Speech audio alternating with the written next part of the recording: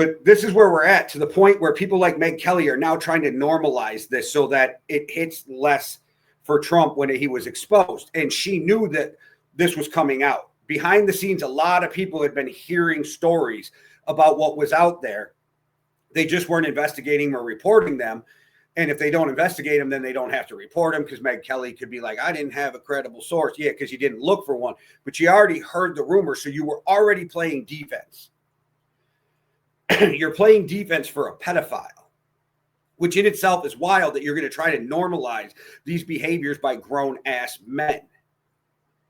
But all this article does is just reaffirm the shit we already knew, right?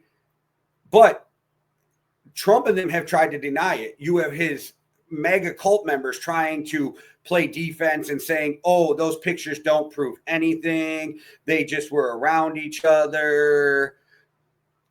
Go read it. I suggest everybody go read this. They talked about how they were on each other's planes multiple times, how they hung out with each other at homes and offices, how they were a lot closer than Trump wants people to know. But Trump himself had told us that in the past. Oh, Jeffrey is a good friend. Jeffrey is a good guy. You guys remember these statements? We've all heard this. And now, of course, the White House is scrambling.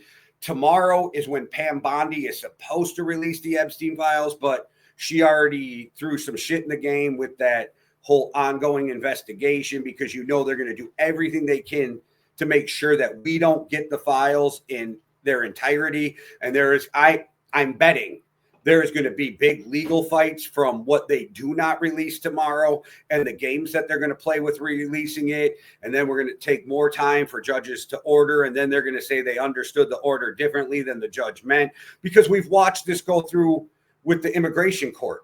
We've watched this go through with other things the judge have ordered this administration to do. They like to play games and play dumb. And yes, these attorneys are playing dumb.